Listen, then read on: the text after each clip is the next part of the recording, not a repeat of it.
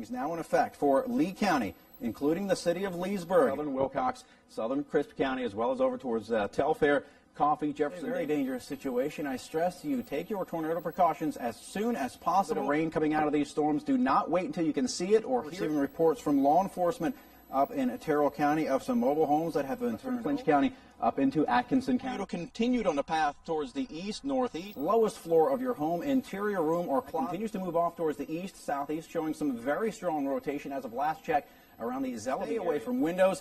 If you've got time to grab some pillows and blankets, a good idea to do that as well.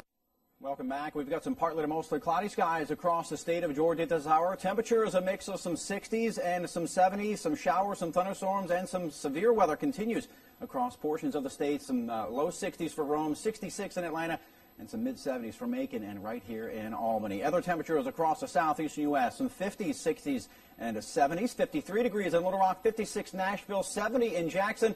The warm spot, 77 degrees. Down in Orlando. A live look at a Doppler radar for much of southwest Georgia. We are relatively quiet. However, just off towards the north, a very large thunderstorm. That moving just to the southeast of Columbus. We're going to put this into motion. I'm going to move that radar on up so you can see what I am talking about.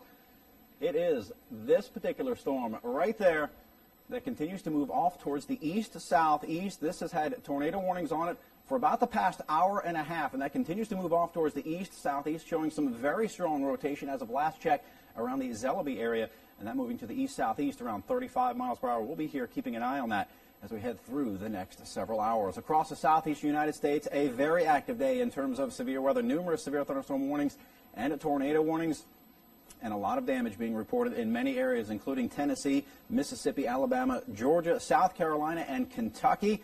And unfortunately, some injuries, even fatalities in some of these tornadoes. We will continue to keep our eye on these storms as they continue to move off towards southwestern Georgia. Officially, only Crisp County here in southwest Georgia in a tornado watch, but we'll keep an eye on that as we head through the next several hours. That rain continues all the way up into the eastern portions of Kentucky and southern portions of Ohio and Indiana as a very strong low-pressure system continues to move off towards the east, trailing cold front. That is what is sparking off these showers and severe thunderstorms as we've gone through this afternoon and continuing into tonight. Over the next 24 hours, I believe this model is underplaying the showers and thunderstorms across the area right now, and what we will see during the overnight hours, still the best chance for strong to severe thunderstorms, essentially from a line from Albany to Cordele and off towards the north elsewhere.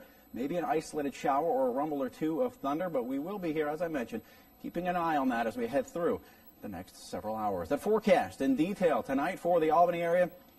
We'll have that chance for some isolated storms, and some of those storms could be strong and perhaps severe. Overnight low right around 60. Winds out of the southwest shifting to the west and eventually northwest as we head towards tomorrow morning and tomorrow afternoon. Some decreasing clouds, a warm day, highs in the upper 70s, and winds out of the northwest. We'll take a look at the Easter weekend forecast coming up right after this. Here is a look at that 7-day Foxcast. Easter weekend is upon us. Upper 70s on your Saturday and Sunday. Plenty of sunshine.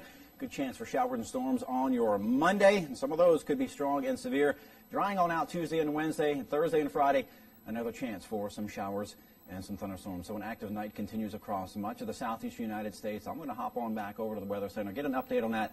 That warning right now, not in any of the viewing areas, but it's getting very close to it. So I'll get an update on that as we get on later on the show. Well, we'll hope that it doesn't come in our direction. I hope it falls apart quickly. All right. Thanks, Robert. Strong thunderstorm winds moved through the St. Petersburg area, toppling this Exxon canopy. Police officials were called to this home at about 2:20 yesterday afternoon, despite the fact that he did have to make an emergency landing, damaging his landing gear. As the rains fell this morning, the water levels began to rise. It's believed that the gator crawled up the bank and then under the fence right here. The 3 manatees were released into the water next to the Big Bend power plant. Her parents knew she'd do pretty well in this competition. Thousands of people turned out today for the St. Pete Pride. Like this merry-go-round are included in the price of admission. Who says the best things in life aren't free? The pilot is being shot in both Bradenton as well as right here in Sarasota. He was found because of his microchip. Everyone would be losing a piece of history. A small price to pay to make your summer fun a little safer. After Mr. Lipford's body was recovered, his boat was brought back here. The $12 million expansion will be done right here next to the Clearwater Marine Aquarium. Gulfport has over a dozen places to choose from. Crews were out early this morning to begin replacing the railroad crossing. The only thing left to do now is rotate at about 45 degrees and move it in next to the Village Cafe. On scene in St. Petersburg, in Tarpon Springs, in Bradenton, in Tampa, in Sarasota, in Seminole, in Brandon, in Largo, in Ellington, in Clearwater, in Hillsborough County. Robert Hahn, Bay News 9. Take a look at this. Images of a gator inside a Palmetto home. Seeing it was quite a shock for homeowner Alexis Dunbar, who had just walked in her front door. I looked to the right and there's an alligator in my guest bathroom. Dunbar immediately got out of there and became concerned for her pets. My cats are like my daughters, so I thought my cat was eaten. There's blood everywhere. But the blood was from the gator himself, and both of her cats are a little shaken up, but otherwise doing fine. It's believed that the gator crawled up the bank and then under the fence right here, and then made its way through the yard, through a screen, and then in through a doggy door into the house. It's something Dunbar said she's never even heard of. No. Alligators getting through getting in pools or something, but never in a house. But this one apparently let himself in. That's making it tough to close her eyes tonight. I'm gonna be scared to sleep here tonight. Definitely gonna go look under my bed again before I go back inside. Inside a home that's still a bit jumbled from an unexpected visitor. In Palmetto, Robert Hahn, Bay News 9.